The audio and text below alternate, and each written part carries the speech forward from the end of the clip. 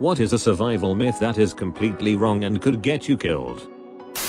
Do not remove the clothes of a burnt person unless the clothes are impregnated with chemicals that cause the burn. Also remove rings, necklaces and bracelets because the burnt areas might inflate and cause obstruction of blood to that area. If you're in danger and you have a blade, example, if someone is attacking you, you shouldn't stab them but you should instead slash, or in other words, slice and dice. So many people will tell you that you should stab the person, because the blade will go farther into their skin, but you have more likely chance of injuring them if you slice because A, it's quicker, B, it drains a lot of blood and hurts like a bee, and C, it covers more surface area. Serrations on a blade have a higher chance of getting caught up on things like cloth or bone if you stab, forcing you to be in the attacker's face while fumbling with a knife, leaving you open to being attacked back or losing your knife. Being mugged by the dude high on PCP won't give a care if he's been stabbed. Sucking snake venom from a wound is more likely to poison both people than save the victim. Basically there's a time limit and you have to suck almost instantly after the bite before the venom travels via your blood to more important organs. Another one. Poison ivy isn't just washed off with water and soap. It almost leaves a sap-like residue on your skin. Wash the area and wipe off the residue, never reusing the same part of the cloth. Imagine wiping grease off of your skin. It's much like the same thing. You can avoid some nasty rashes and immune responses if you do it correctly. Can make a huge difference outdoors. Trying to outrun a tornado is about the worst possible thing you can do in a tornado situation. Take shelter, get underground, go into an interior room, lay in a ditch while covering your head if you have to. Tornadoes are basically like 3-year-olds throwing temper tantrums, except instead of toys, it's cars, buses and trains they're throwing around, but also toys too, which they can throw hard enough to literally pass through your body. A vehicle of any kind is about the last place you want to be when a tornado comes through. Don't put severed parts on ice. It'll practically give the dead tissue frostbite, thus making it near impossible to reattach. Semi-related, if you ever lose a whole tooth, put it in your mouth, under your tongue or in your cheek if you're not comfortable reinserting it, or you can reinsert it in the socket if you're comfortable, and get straight to the dentist. If you do this and get there quick enough, it's possible the tooth can be rerouted. Never touch the tooth at the root though, always the crown, the part that you can see in your mouth. If it's someone else's tooth and they aren't able to keep it in their mouth, you can put it in a glass of milk while you rush to the dentist. If it's someone else's tooth and they can't put it in their mouth and there's no milk, you can use your own saliva and wrap it up.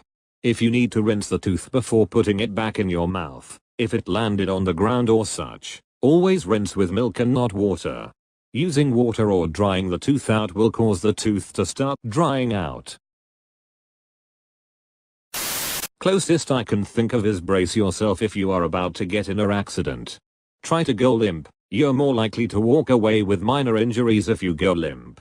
That's how drunk drivers survive crashes. Heard a story of a guy who got caught up in a tornado. Right before the tornado sucked him in, he got hit in the face with a vase, which knocked him unconscious. The tornado then threw him onto the ground a couple miles away. He survived with only some minor scratches and bruises. I feel kind of bad for laughing. Drinking your pee. Fun fact, urine is a waste product. All of the things your various filtering organs deemed unfit for the body are left in the urine.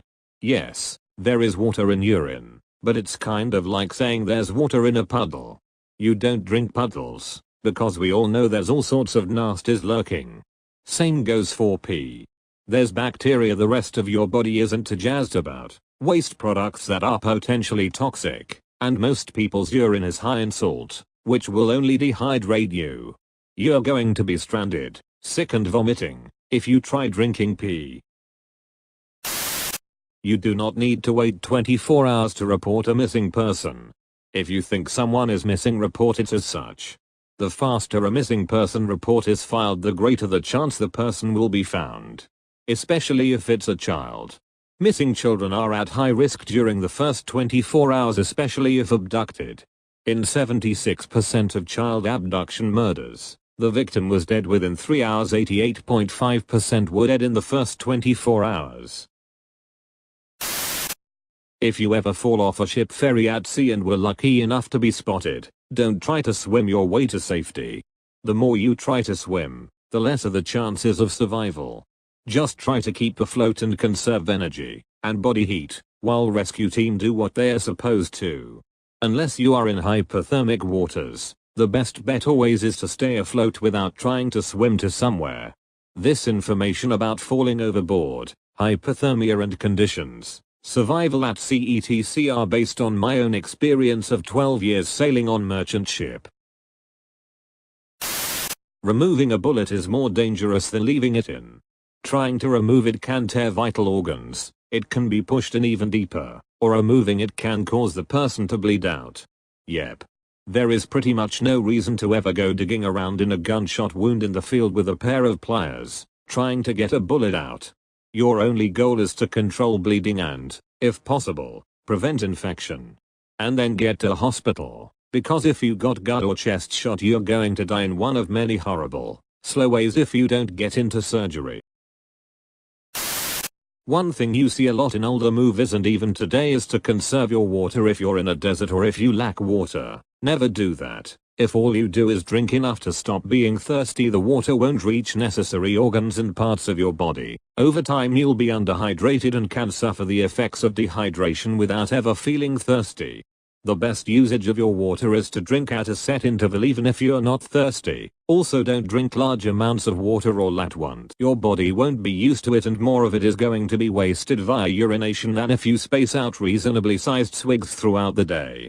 In the same vein, if you are ever hiking, working, or going to be outside in hot and dry climates, leave the shorts and tank top at home, and instead go for thin and loose-fitting long-sleeve shirts and loose-fitting pants. The biggest threat to your health is the sun. Avoid direct sun exposure whenever possible. Sunblock is solid enough for shorter trips, but you're going to be sweating off even the best of the stuff, so be sure to constantly reapply when directed to or if your skin gets too wet.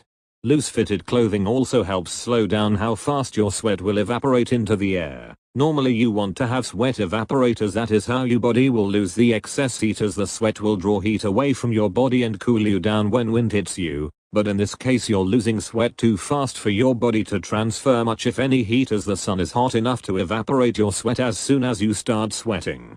Limiting your evaporation also stops you from wasting a ton of water via constantly sweating, which is one of the biggest factors of water loss you should avoid. Not quite as sexy and interesting as the rest of these, but if you're walking alone at night, putting a key between each finger, with the thought that you can punch someone and they'll be impaled by 3 keys, is useless. You're much more likely to hurt the webbing on your finger since the grip you have on each key will be really weak. Instead, put a single key between your thumb and forefinger, parallel to your thumb, and make a fist.